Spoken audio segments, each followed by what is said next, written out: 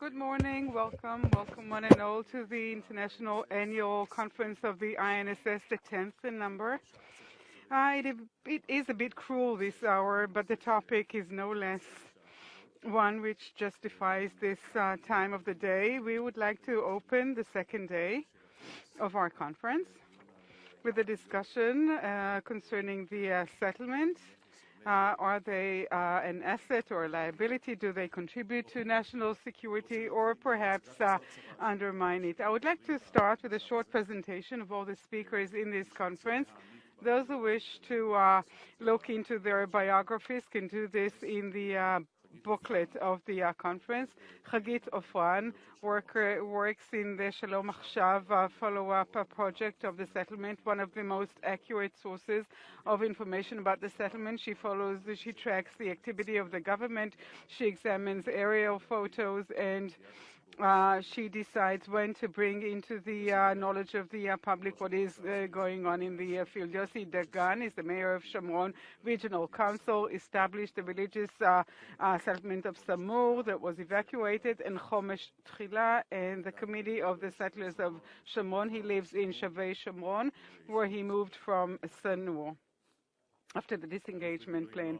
Major General in Reserve Noam Tibon, commander of the Israeli Northern Force, in 2007 was appointed the commander of Division 207 and during Protective Edge, and that was a timely event. He was appointed to be in charge of the investigations of the IDF, which are at the very focus of public discussion today. Dr. Robert Danin,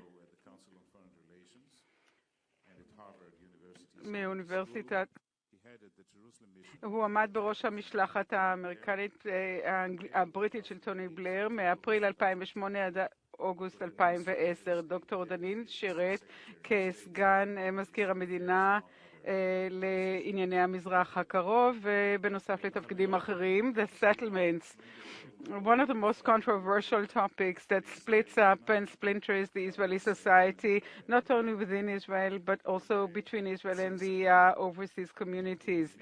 Definitely, it poses a danger for an internal strife. And the main question that hovers above this discussion before we truly enter the crux of the matter, assuming that we all wish to have a country here that would be the democratic state of the Jewish people, a safe, secure, legitimate, free country. This necessitates separating from the Palestinians, and if there is such a separation, there would be an evacuation of the settlement. The question, on the other hand, of course, is can we secure a Jewish Israel, a democratic Israel for many generations to come, according to a different outline, which is not that of two states for two nations.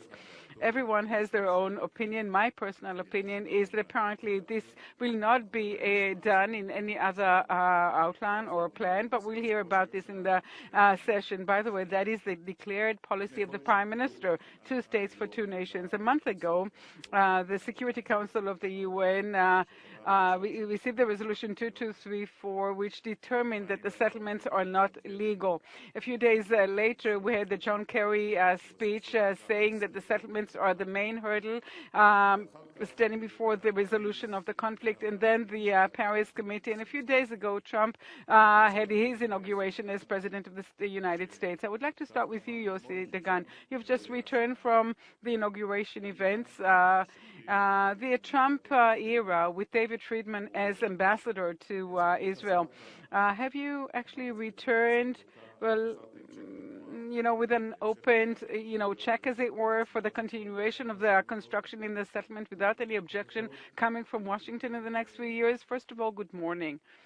I do not think that I personally, as an Israeli citizen or as an Israeli, elected officer, should receive an open check from any country in the world. The opened checks or the confirmations are only given to us by the government of the State of Israel. The dramatic change that did take place in the U.S., this dramatic change has, far-reaching ramifications on the State of Israel in two central contexts. First of all, a very sympathetic administration that I personally have, hosted many people in Samaria who came to see us. There is a great deal of recognition of the needs of the State of Israel and a wish to help us a lot more than in the past. The first call Obama had was with Abu Mazen after his inauguration. Here it was exactly the opposite.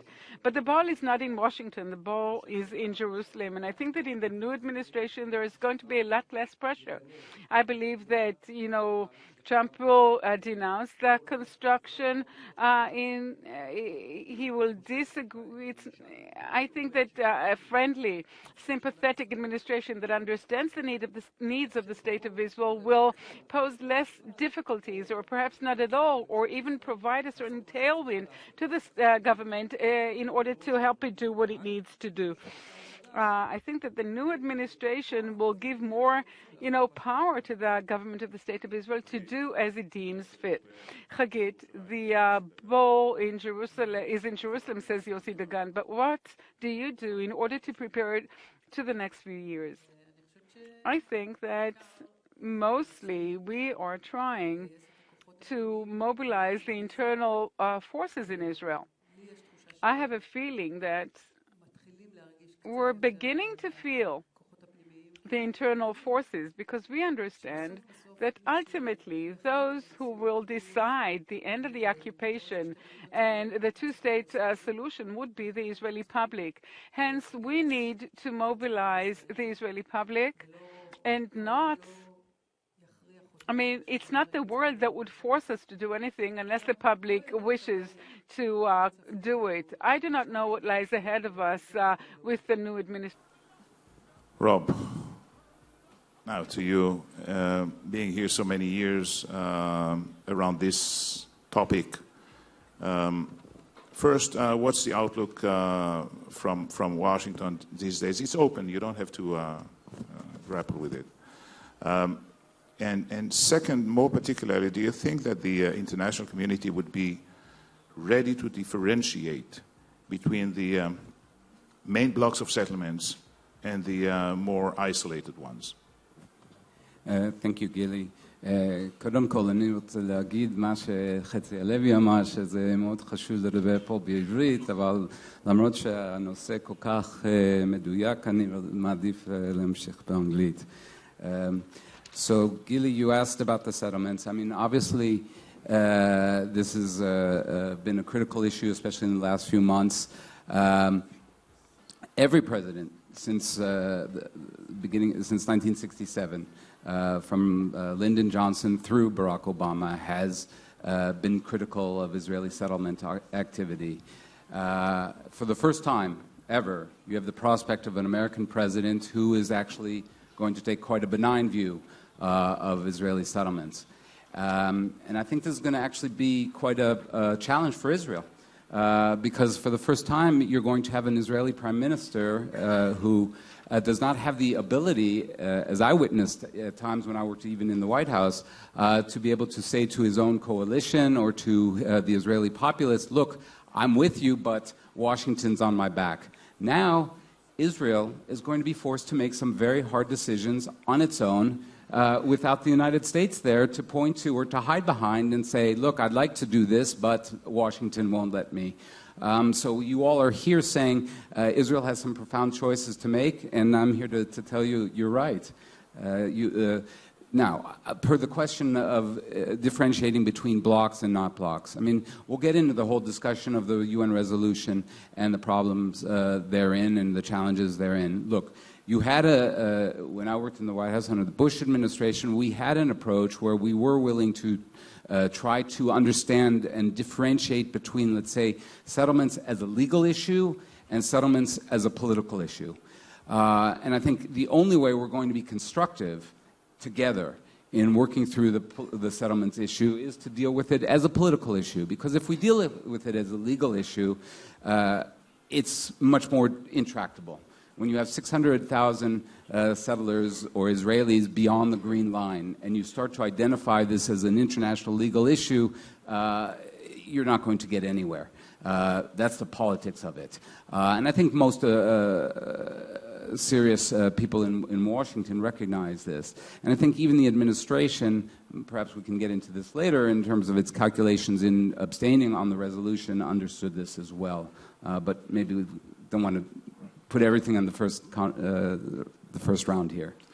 האחרון בסבב הראשון, אלוף. This one in the first round is Major General Noam Tibon, and the title of this session migrates between two ends of the discourse, two contradictory approaches, I would say.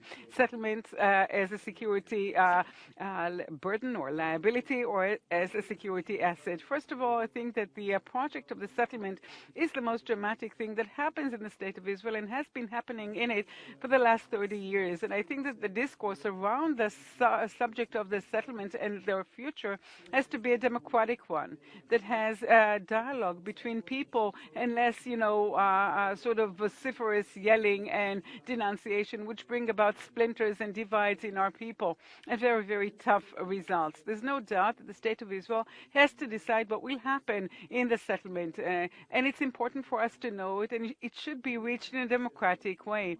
And from here, I would like to jump straight into the water, because I'm only going to talk about security. A few facts. In any given moment, in Judea and Samaria, there serve more soldiers in defending the settlements than along the northern border, along Lebanon, and the southern border of the Gaza Strip put together. In other words, most of the IDF regular soldiers that do the routine security, their lion's share daily, can be found in Judea and Samaria. And I'll just give you one example, as an example that would illustrate the situation. In Hebron, there are 500 Israelis living, and I do not like to call them settlers. They are Israelis. And regularly, there's a battalion of 500 soldiers guarding them daily, 24/7. And I know this better than anyone else because I was the brigade commander of the Hebron region. There's no precedent to this. This number of soldiers that guards this number of Israelis. And this is why it's so important to understand the numbers, because they bear great significance. I'd like to talk a minute about the security conception when it comes to counterterrorism. I think the entire world is here to learn from us on how we do this. Ultimately, at the end of the day, when you fight terror, there are three important elements. The first one is controlling the enveloping system. When you close the borders, then there's no tiebreaker weaponry that can enter, and no knowledge nor finance. What happens in Judea and Samaria is that on the one hand we have the security fence. No doubt this actually lowered and decreased dramatically the scope of terrorism, and we feel it. But on the other hand, vis-a-vis the state of Jordan, where we have incredible cooperation, the settlements have nothing to do with that.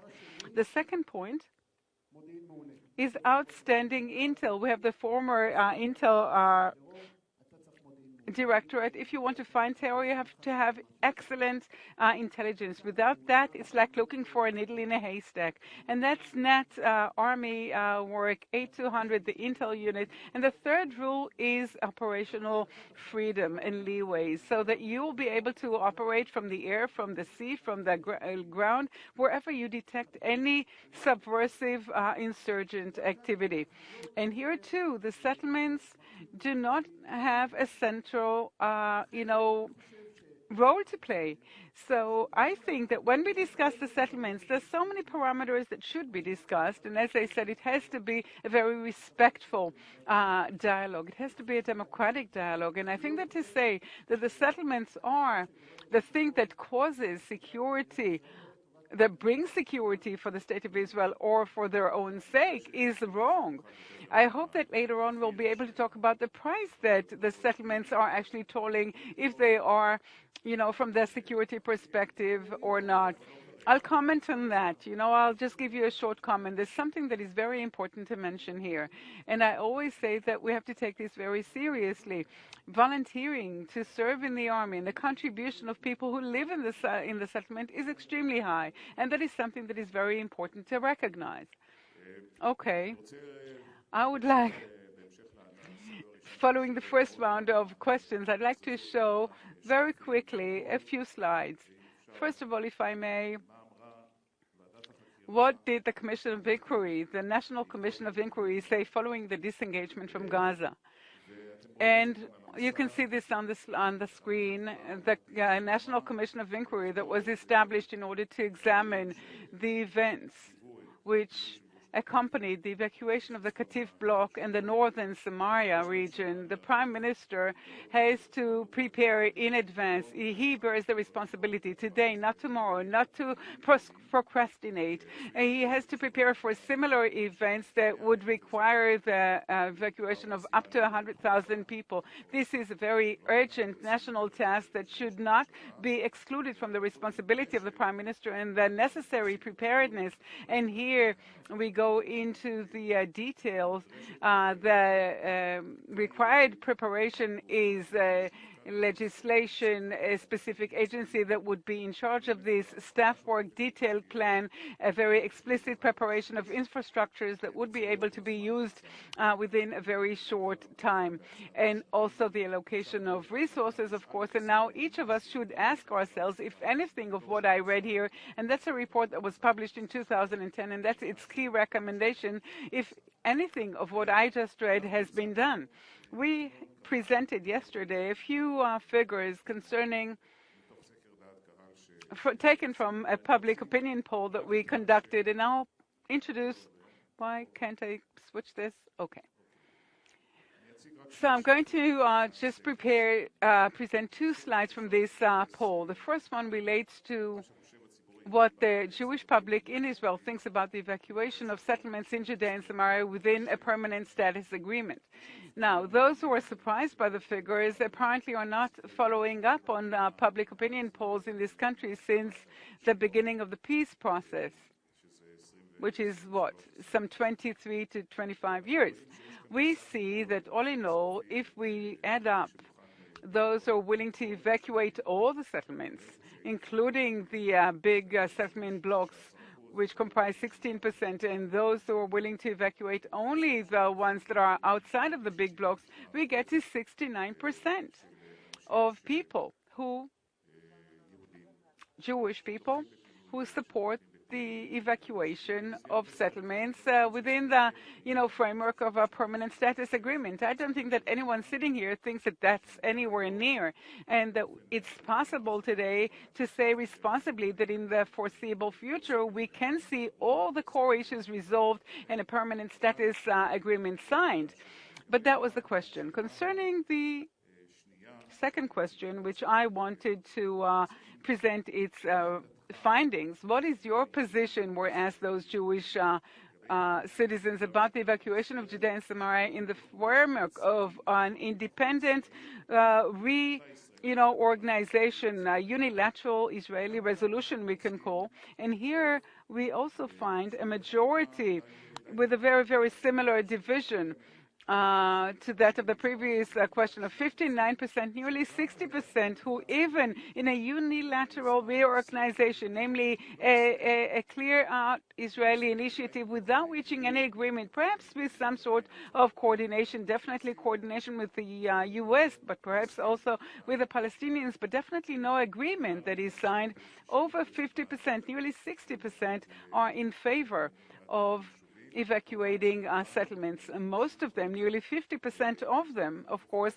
are willing to evacuate only those that are outside of the big settlement blocks. Yossi, I'd be very happy if you could respond to this in the next round. But I would like to give the public, the audience, the map of settlements, and this is where they are classified to those that are close to the border and those that are more isolated, those belonging to the big blocks. Everything that is not brown or yellow is either a settlement or a sea area, which is one that is not highlighted in any of the colors. Now, Yossi, I go back to you with this survey, with this poll, and let's not start by attacking its credibility, but let's just talk about the findings that came out. Okay, so first of all, I have to say there's a basic point.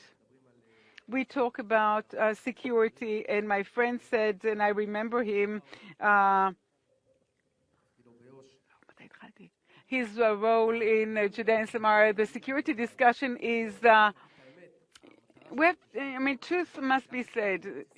the whole idea of settling the land of Israel has nothing to do with security. Zionism does not have a purpose, and that has been proving in the first Zionist Congresses. We're not looking for the safe haven. There are places that are a lot safer than this interesting neighborhood called the Middle East. We came here because we returned to our homeland. This is why we're here, regardless whether that is within the Green Line or in Judea and Samaria. And the only difference, the only real difference between settling here and settling there is 19 years of Jordanian occupation since the War of Independence until 1967 that was recognized only by Great Britain and Pakistan. Besides that, there's no difference. We're here in Judea and Samaria, which is the core of the historical biblical homeland, or here in Tel Aviv, which is what is added to the biblical historical homeland. Both are our homeland, and we're here because this is our land. It's true that since the days of Zionism, the plow and the home went hand in hand with security. We saw this in Lebanon too as an antithesis. The minute there was no settlement, but only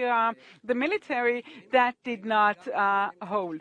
And we saw this before the Six-Day War along the Syrian border, wherever the plow was, wherever the kibbutzim cultivated the land, the IDF was also present, and wherever there were no, settlements, these places were taken away from us. So that's in response to what Noam, my friend, said here.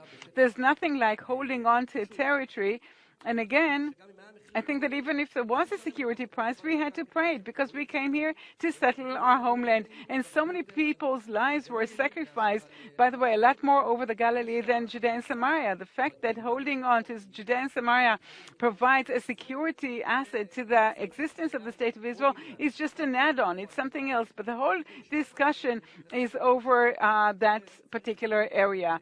We need to indeed, when I embarrass many, I host many congressmen, and we work into, and we have an observation over the Ben Gurion airport or Barkan near Tel Aviv or the Ashdod port. People do not understand. People don't understand when decision makers from the world don't understand the proportion between that. There's only 43 miles between the Mediterranean and the Samaria Mountains, and the entire Green Line is 9 miles, and the area is controlled. But we can put it on a slide. We can show it on a slide that you prepared. That's right. So first of all, I want to contextualize this discussion. Before we start discussing security and defense, this is not the reason either way. And even those who want to leave Judea and Samaria or uproot the settlements, it's usually not the security considerations, but various ideologies that motivate them. As for the matter at hand, I think that the public in Israel, I don't wish to contradict any public opinion poll, but the thing is that in every election, even when the settlements in North Judea and Samaria and the Katif block and the Gaza Strip were uprooted, where there were 4 small settlements, and I was a member of one of them. Sharon was willing to continue with this, and even to lose his government in order not to reach a situation of a referendum, and the Israeli public keeps supporting this for 2 reasons, I think. First of all, that they support the fact that it is ours, or the opinion that it is ours, and secondly, that they understand the security issues. And most of the public is wise enough, after 20-odd years of Oslo and the deportation of Jews from their homes, and so much blood, even the Jews understand where this is heading, and even the Arabs do. Noam, I'd like to hear from you, following what Yossi said, about the costs and benefits from a security point of view, and also if you can tie this to the disengagement. Well, there's one thing about which I understand with Yossi, and that is that this is not a security question. Yossi is a friend of mine. And it is not purely a security issue. When you look at the settlements, that's why I said that the discussion has to be respectful, because this is a serious matter. People live there, citizens of Israel, and that's why I don't like so much when people say deportation or when people say we're going to kick them out. It should be discussed in a much more serious way. The main topic at hand is not actually a question of security. The main question, presuming that we are to stay in Judea and Samaria, whether this is going to be a Jewish democratic state or we're going to become something else. And if we become something else, what will that be? Is it going to be, and I still don't like this word, but I'll still use it, is it going to be apartheid? Is it going to be an Arab majority state? These things are the heart and core of this discussion, and this is what we should focus on. Security matters, that's a different case. So I will relate to those very briefly then, first.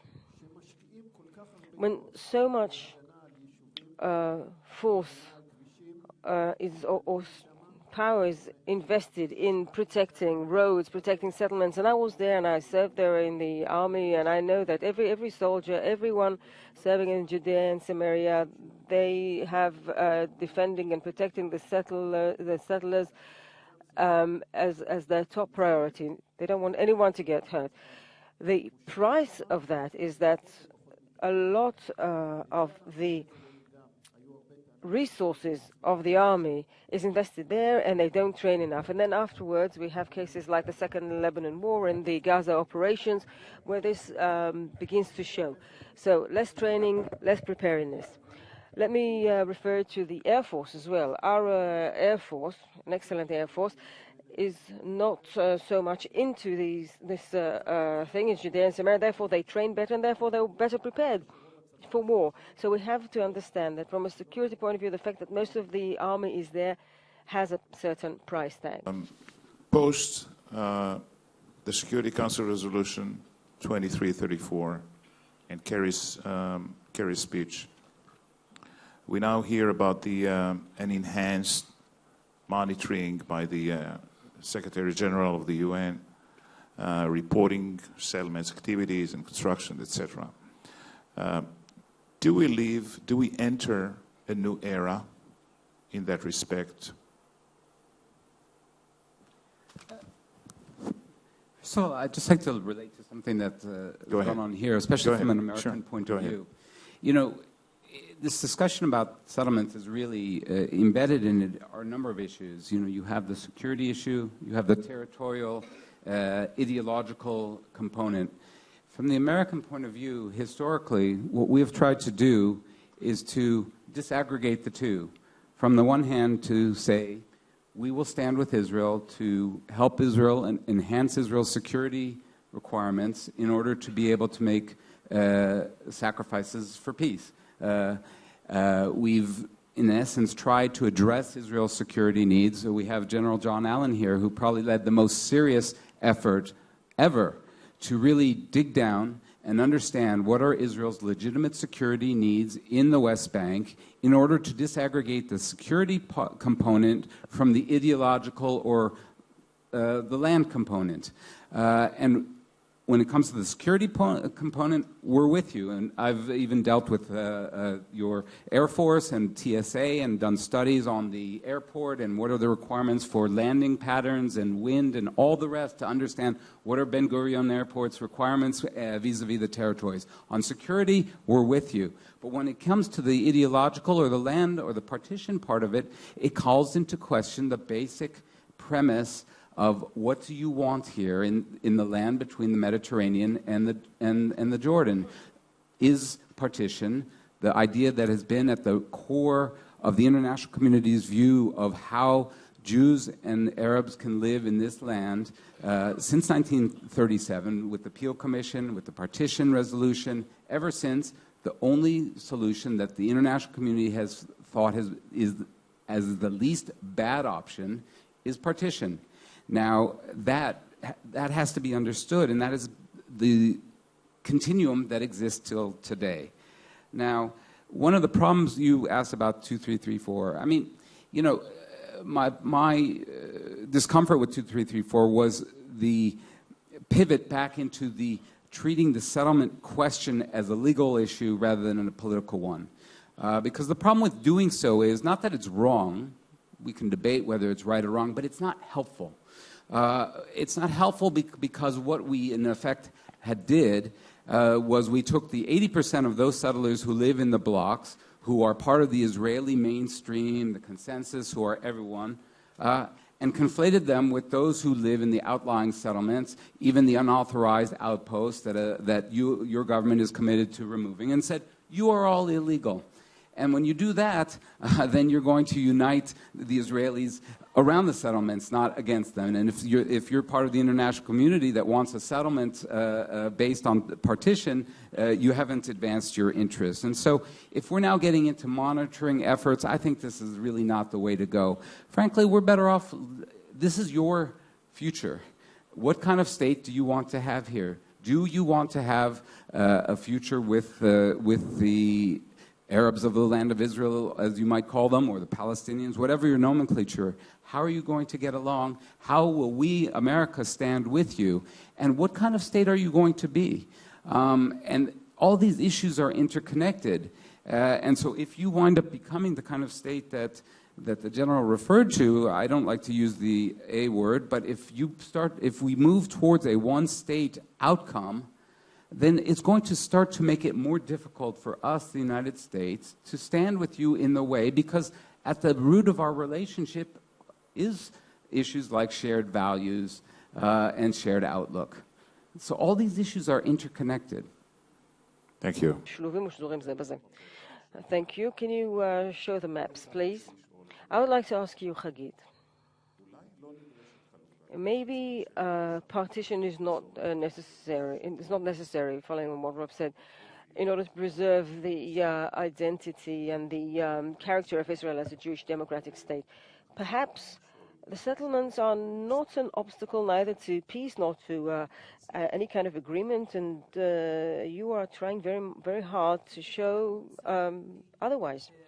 I think that the point of departure is that Israel's security depends on the ability to reach a settlement of two states, two nations, with the Palestinian state next to us, plus security, plus economy, plus potential for development, plus equal division, or at least a normal division of means among all Palestinian residents, so that the Palestinians should have a good life next to us, side by side with us, and then that will be a chance for us to live peacefully side by side. This is the best chance for Israel's security, and from that we can deduce that obviously settlements don't contribute to peace, because they form an obstacle to this kind of arrangement. Now, when we look at settlement blocks, or say that there are some settlements that can be annexed, which, as it's presented here, well, this is a very problematic argument, because let me say, under Netanyahu, since 2009, about 13,000 new homes were built, or slightly more, actually. And from the point of view of proportions, 70% were beyond the lines of the Geneva model, which is the only model that we have, or the Geneva Initiative. So all those places were added in places where, according to the only model that we now have on the table, namely the Geneva Initiative, they're all outside the borderlines of future Israel. Now, let me show you, when it comes to Ma'ale Adumim, for example, what does it mean? What are the implications for a thriving, viable state of Palestine? So can you see east of Jerusalem, all those orange or brown color, whatever you see here? These are the Palestinian neighborhoods. You can see Ramallah to the north, on the right-hand side, and East Jerusalem and Bethlehem. Now, if you click the slideshow again, who's doing that? Am I supposed to do that? Oh, no, okay. They're doing it up there. Yeah. I have someone helping me. You can stand up if you wish to do so. No, I can see it on the monitor. That's fine. So the yellow lines show the development potential of the heart of the Palestinian state. If we speak of a state that can develop further with somewhere to build, the main metropolis is in the heart here between Ramallah and Bethlehem. And East Jerusalem here in the inner area, and the outer area is the Ramallah Bethlehem metropolis. Now, if I can get some more help from above here, let's add the settlements and the block as the government of Israel presents it on the fence, on the map of the, when we look at the map of the fence. So look what this does to potential Palestinian development. You can see E1 is the only island for development of the Palestinian capital in East Jerusalem, because we've built all around that. So when we say Ma'ale Adumim is not a problem, or the Ma'ale Adumim block is not a problem, because it is a problem, because otherwise how can we have a Palestinian state with East Jerusalem as its capital that can still develop? How can we defend this? So a couple more slides here. This is the number of Palestinian residents vis-a-vis Israeli citizens. So you can see how the division of this area can look like. In the Geneva Initiative, there was an agreement over Ma'ale Adumim that will be annexed to Israel, but not in this form, but rather in a minimal way, which will harm the Palestinian potential for development in the least possible way. Now, let's look at it again from the east, looking westwards towards Israel. So the brown areas are the Palestinian settlements, and with another click we can see now the settlement blocks, what Israel calls settlement blocks, with Ariel in the center. We can see that it cuts right through the Palestinian states, but from an Israeli security point of view, these are like fingers extending into the Palestinian state, some 20 kilometers in. So what's the kind of development potential is there? And Yossi Dagan speaks about that porch. So let's say that this is the Palestinian state and Israel is in red. Kalkilia in the western area here, it doesn't move anywhere. It's going to stay within the Palestinian state. And if they want to control our airport, even if we annex the entire Ariel area, we're not going to solve that problem. We're still not going to have control over that area, even if we don't make two states. So the only way to secure it is to have a sound and sturdy peace agreement, just as we have one with Jordan. So with God's help, if we have a sturdy one with the Palestinian state, they will help us stop terrorism. Well, you have many assumptions there. A strong Palestinian state, a strong and sturdy peace agreement. There are many assumptions there which don't all meet current reality. Well, as long as we allow it to happen sometime in the future, rather than continue ruining this option. Let me move on to you now, Yossi. Will you say a couple of words about annexing Ma'ale Adumim, because this is right now on the public agenda, on the agenda of the government right now. And afterwards, will you please relate to what has been said, and we can present the 2 or 3 slides that you have brought. I'd like you to relate to those big settlement blocks which are near the Green Line, and just as long as you all understand what I'm talking about the western, what lies west of the wall. I think that apropos this PR terminology of settlement blocks, there are 2 or 3 painful illusions. Well, painful because the implementation has been painful, but it's painful to let go of them. This is a certain process which is now materializing. The first is the illusion that the world will force it. I was glad to hear what Hagit said earlier on, after I talked about my experience in Washington last week. There was an attempt by all kinds of extreme left organizations, and others have said this as well, that we have actually despaired of continuing this discussion within Israeli society, and we want the world to decide. And I think that Trump's rise to power somehow reflects that. But I don't think don't think so. I think that the argument should be decided here, and I'm not going to act against my government ever. Now, as for the settlement blocks, I think that there's something about understanding reality here. I think that anyone who looks at the map and what Hagit just said is important. But let me look at it from a different direction. Let's look at our maps now again. If you could go back here. We have gone past the point of no return. The settlement project of Judea and Samaria. We're talking about more than 460,000 settlers in Judea and Samaria, outside of East or North Jerusalem.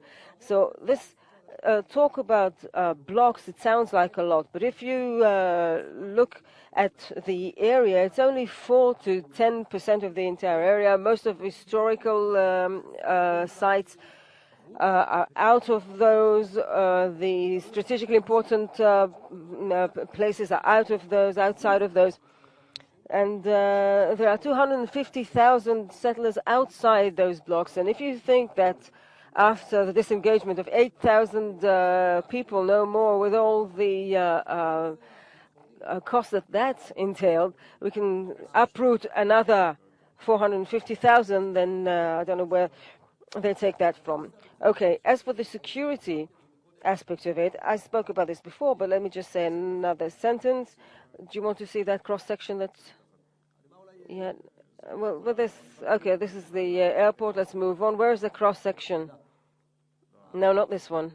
This one. And please conclude. I think that anyone looking at the map, seeing what you can see from each spot, you see how small the area is, and understand the topography. I think that after 20 years of Oslo, to continue talking about more of the same is just like taking a cup and throwing it and expect it to go up instead of go down.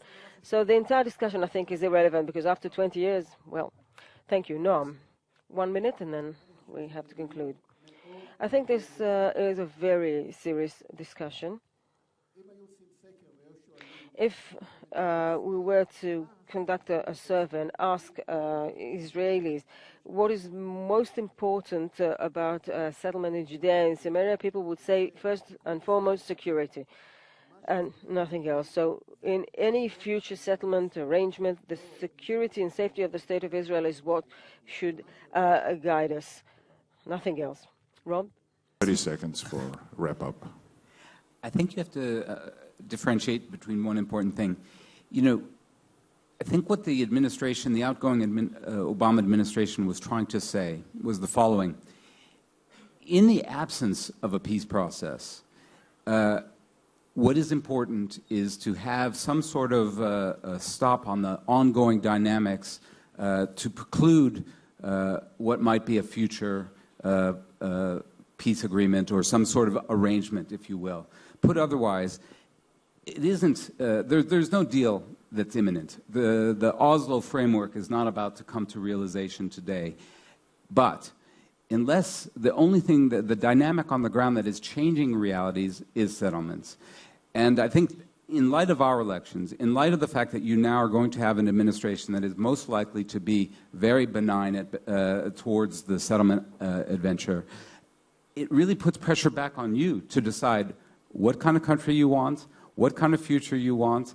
Do you want to leave the door open to a territorial compromise with the Palestinians? Yeah, thank you. And will you please join me in applauding the speakers and panelists here? Thank you very much.